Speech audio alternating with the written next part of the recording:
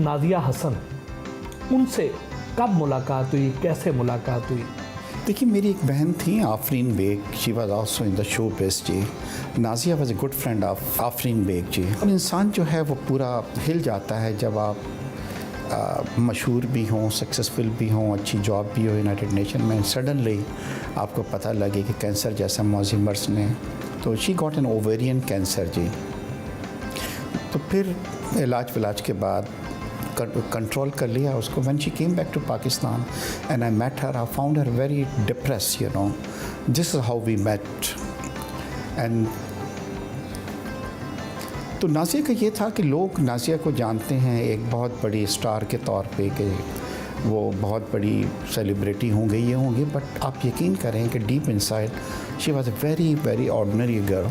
आपको अंदाज़ा नहीं हो सकता, जैसे आजकल के जो सेलिब्रिटीज़ होती हैं वो बात नहीं थी। हमारी एक बहुत अच्छी अंडरस्टैंडिंग हो गई and I decided to get married. बड़ी हैरानी की बात ये थी कि जब अपने पीक पे होते हुए शी सेट के मैं इस कैरियर को कंटिन्यू नहीं रखना चाहती, मेरी इस वक्त जो प्रायोरिटी है वो ये है कि एक फैमिली मेरी हो, एक ख़ास तौर पे she wanted to have a baby, you know means. जब हमारी शादी हुई तो नाजिया गेव अप सिंगिंग, वो भी लोगों को बड़ी हैरानगी हुई। एंड हमारे लिए एक बड़ा फ़ैसला ये था to have a baby because Nazia had a cancer. मगर बाद में अल्लाह ने एक ऐसा मौज़ा दिखाया कि जी अल्लाह ने हमें एक बेटा दिया। And I will tell you one thing कि she was so happy at that time. But किस्मत जो होती है जी, और फिर ये हुआ कि शादी के 5 साल बाद again the cancer came back. और हमेशा जो सेकेंडरी कैंसर होता है भट्टी साहब वो ज़्यादा स्ट्रॉन्ग होता है। And this time the cancer attack the lungs, you know, मतलब शी लेफ्ट मी एंड दो वी वर वेरी हैप्पी। हमने दुनिया में बहुत ट्रैवल साथ किया, बहुत अच्छी अच्छी जगहों पे गए।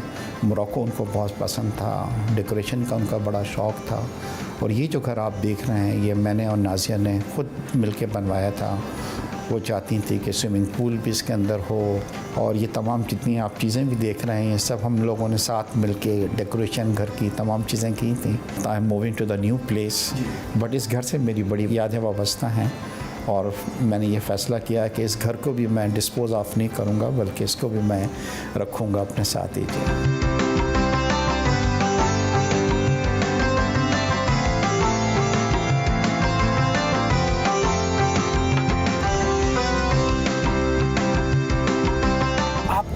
ड्रेसिंग बड़ी शानदार होती है, आपकी टाई, आपका सूट, आपकी घड़ी, हर चीज़ में एक क्लास है। तो कहाँ से शॉपिंग करते हैं, कौन से ब्रांड पसंद करते हैं? क्योंकि डिप्लोमेटिक रिसेप्शंस जो होती हैं उनमें आपको जाना पड़ता है, डेफिनेटली सूट और टाइज वगैरह भी। तो I have a good collection of ties, I have a good collection of suits, you know. Shoes का मुझे बहुत ज़्यादा शौक़ है। मेरे पास रखने की जगह भी अब नहीं है। घड़ियों का मुझे बहुत ज़्यादा शौक़ है और मेरे पास तकरीबन हर ब्रांड की, हालांकि आप फजूल खर्ची भी इसको कह सकते हैं, मगर मुझे बड़ा शौक़ है। तो मेरे पास कोई 10-12 अच्छे ब्रांड्स की जो वॉचेज़ हैं। बट माशाल्लाह you are yourself is a very well dressed person. और जब मेरी आपसे मुलाकात हुई तो you have a good collection of ties also. Mirza Ishtiaq Baig के बड़े भाई मिर्ज़ा इख्तियार बेग से ख़ुसूसी मुलाकात के लिए federation of Pakistan chambers of commerce and industry के दफ्तर गए। आप दोनों भाई हमेशा साथ साथ नज़र आते हैं, आपके कारोबार भी इकट्ठे हैं, तो ऐसे में कभी आपस में कोई इख्तलाफ तो होता होगा? जब साथ लेके चलना होता तो दिल बहुत बड़ा रख के चलना पड़ता है। तो इश्तियाक में भी बहुत अंडरस्टैंडिंग है और मैं भी वालिद साहब के डेथ के बाद हेड ऑफ़ द फैमिली हूँ। तो हमारी आदतें बहुत एक जैसी हैं, हम बहुत सोच हमारी कन्वर्ज है। बल्कि मैंने तो जो प्लान और दुआ और उम्मीद है वो ये है कि हमारे बच्चे भी इसी तरह से चलें। और मेरी पूरी ट्रेनिंग और इश्तियाक के भी अपने बच्चों को यही ट्रेनिंग है कि हमारी वालदा कहती थी कि 1 और 1 11 होते हैं जी। और जब वो उनका इंतकाल हो रहा था तो आखिरी चीज़ जो उन्होंने ज़िम्मेदारी दी थी मुझे हाथ पकड़ के, वो ये थी कि ये भाई का आपने ख्याल रखना है और हमेशा साथ चलना है, नहीं तो मेरी रूह को दुख पहुँचेगा। आम तौर पे जो भाई होते हैं इनमें अंडरस्टैंडिंग बन जाती है, बड़ा अच्छा वर्किंग रिलेशन भी डेवलप हो जाता है।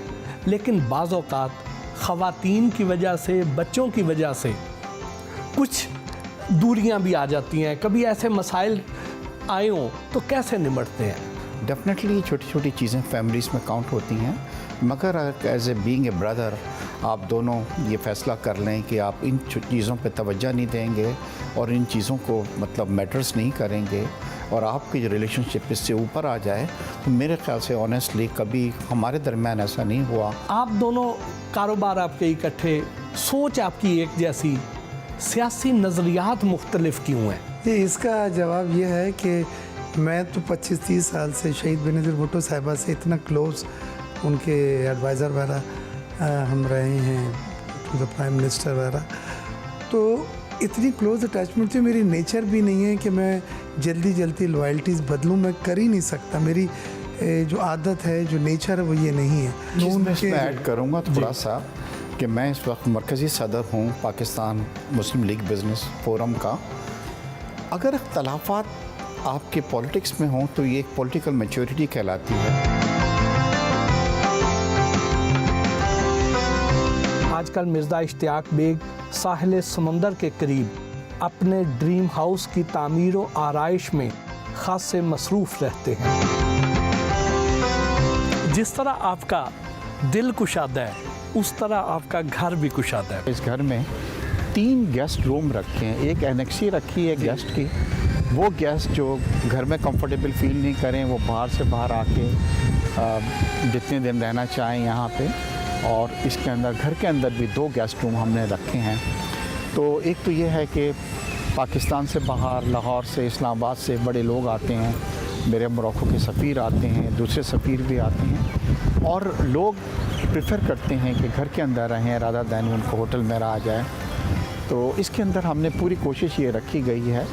और फिर क्योंकि मैं बहुत ज़्यादा ट्रैवल करता हूँ, होटलों में रहता हूँ, तो हर चीज़ को पिक करता रहता था। और ये मेरी ख्वाहिश थी बचपन से कि जहाँ पे मैं अपनी रिटायर्ड लाइफ गुजारूँ वो घर मेरा ड्रीम हाउस हो। तो you can say it's my dream house. आपने माशाल्लाह नया घर तो बना लिया, तो नई घर वाली भी लाएंगे? यू डोंट नो, पॉसिबल है कि I am always open the day I will meet the right person. Maybe the घर वाली भी यहाँ पे होगी, तो लेट्स सी इंशाल्लाह। यानी अगली बार जब हम आपके साथ प्रोग्राम करने आएंगे तो हो सकता है, there is a possibility, I don't इंशाल्लाह। तो यहाँ पे तो शाम को चाय पीने का बड़ा मज़ा आता है। हाँ जी, एक प्लेजेंट है। एक तो सी साइड जो है जी, वो जस्ट वेरी क्लोज बाय, थोड़ा सा वॉक करेंगे तो आप यहाँ पे सी साइड है, तो चाय पीने का गार्डन के अंदर एक अपना ही मज़ा है।